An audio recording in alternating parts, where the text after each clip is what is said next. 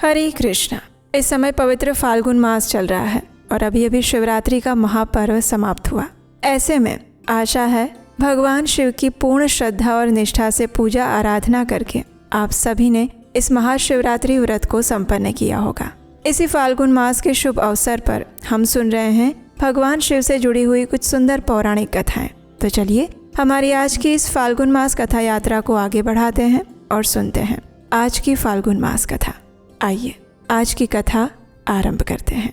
लोमश ऋषि ने कहा, तत्पश्चात महर्षि दधीचि को ब्रह्मलीन हुआ देखकर देवराज इंद्र ने सुरभि को बुलाया और फिर उनसे कहा, हे सुरभि, अब तुम दधीचि ऋषि के शरीर को चाटो। सुरभि ने भी बहुत अच्छा इतना कहकर तत्काल दधीचि ऋषि के शरीर को चाटना आरंभ किया। उसने सभी ओर से चाटकर उस शरीर को मांस रहित कर दिया और तब देवताओं ने वे हड्डियां ले ली और उनके शस्त्र बनाए गए। उनकी पीठ की हड्डी से वज्र बना और शिर से ब्रह्मशिर नामक अस्त्र तैयार किया गया।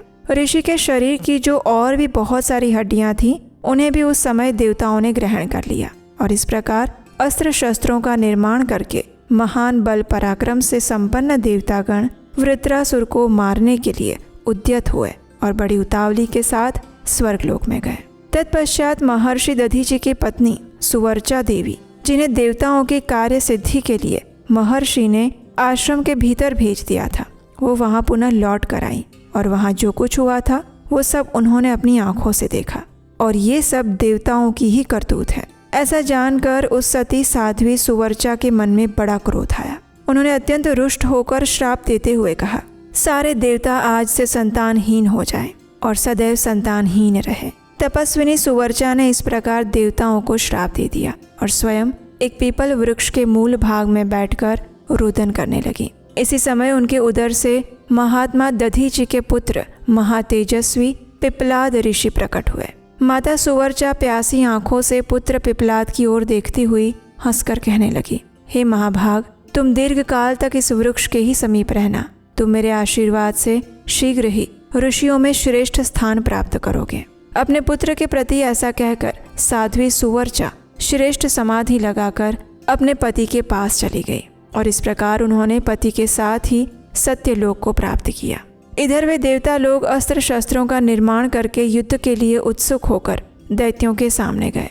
इंद्रदेव आदि देवता महान बल और पराक्रम से युक्त हो चुके थे। वे गुरु बृहस्पति को आगे करते हैं और फिर भूमि पर आकर मध्य देश में ठहर जाते हैं। उन सबके पास बड़े उत्तम अस्त्र शस्त्र थे। इंद्र आदि देवताओं को आया हुआ देखकर महातेजस्वी वृत्रासुर दैत्य वृंद के साथ उनके पास जाता है।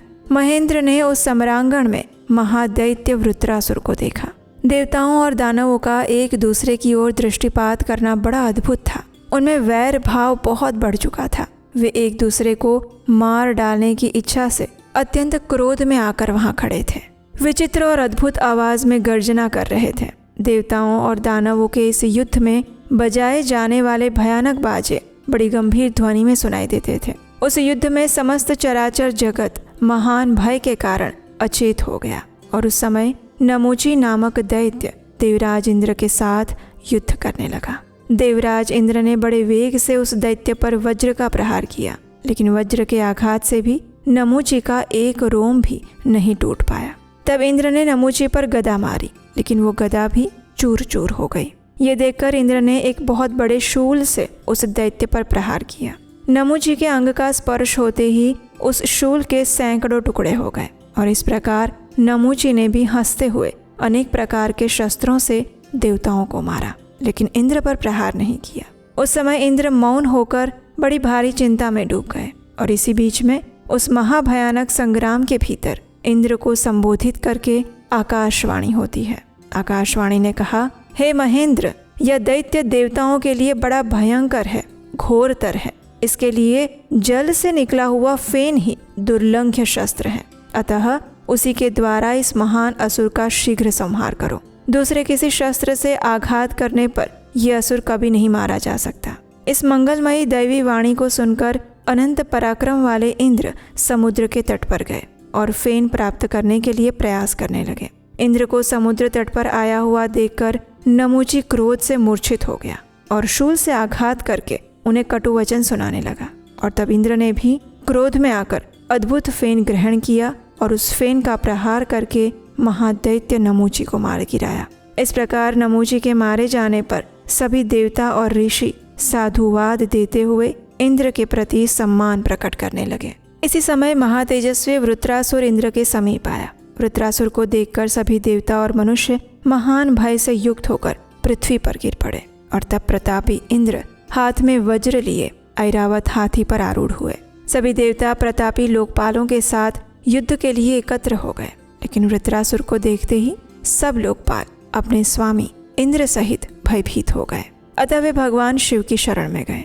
महेंद्र विजय के इच्छुक थे, अतः उन्होंने गुरु बृहस्पति के बताए अनुसार बड़े विश्वास के साथ तत्काल ही विधि पूर्वक शिवलिंग का पूजन किया और फिर उदार बुद्धि वाले बृहस्पति जी इंद्र से इस प्रकार कहने लगे, हे देवराज, कार्तिक मास के शुक्ल पक्ष में शनिवार के दिन अगर पूरी त्रयोदशी मिले तो ये समझना चाहिए कि मुझे सब कुछ प्राप्त हो गया।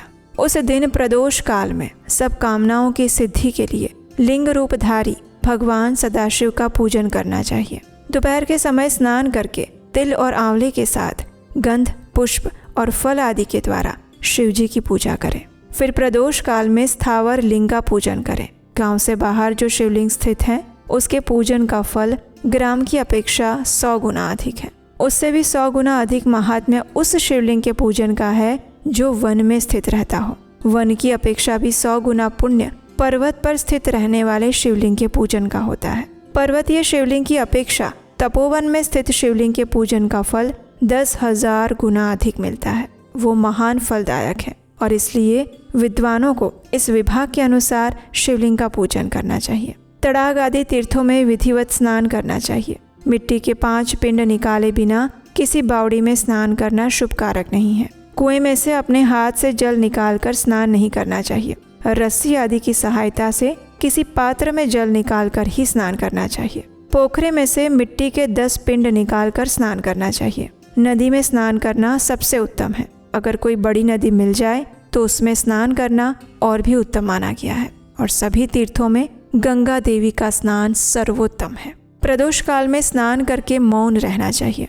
भगवान सदाशिव के समीप 1000 दीपक जलाकर प्रकाश करना चाहिए। इतना संभव ना हो तो 100 अथवा 32 दीपों से भी भगवान के समीप प्रकाश किया जा सकता है। शिव जी की प्रसन्नता के लिए घी से दीपक जलाना चाहिए और इसी प्रकार फल, धूप, नैवेद्य, गंध और पुष्प आदि षोडश उपचारों से लिंग रूपी भगवान सदाशिव की प्रदोष काल में पूजा करनी चाहिए। वे भगवान संपूर्ण मनोरथों को सिद्ध करने वाले हैं। अगर जलहरि का जल न उलांघना पड़े तो पूजन के पश्चात भगवान शिव की 108 परिक्रमा भी करनी चाहिए और फिर यत्नपूर्वक 108 बार नमस्कार भी करने चाहिए। इस प्रकार परिक्रमा और नमस्कार से भगवान सदाशिव को प्रसन्न करना चाहिए। तत्पश्चात 100 नामों से विधि पूर्वक भगवान रुद्र की स्तुति करनी चाहिए। रुद्र, नील, भीम और परमात्मा को नमस्कार है। इस प्रकार विविध रूप से भगवान शिव के नाम बोलते हुए उन्हें नमस्कार करना चाहिए। प्रदोष व्रत करने वाले को महादेव जी के 108 नामों का पाठ अवश्य करना चाहिए। हे महामते इंद्र, इस प्रकार तुमसे मैंने शिव प्रदोष व्रत की विधि बताई है। शीघ्रता पूर्वक इस व्रत का पालन करो और उसके बाद युद्ध करना। भगवान शिव की कृपा से तुम्हें विजय आदि सब कुछ प्राप्त होगा। इतना कहकर देवगुरु बृहस्पति ने देवराज इंद्र को एक सुंदर पौराणिक कथा सुनाई।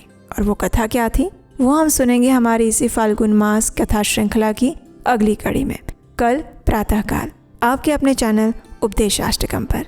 हरे कृष्णा।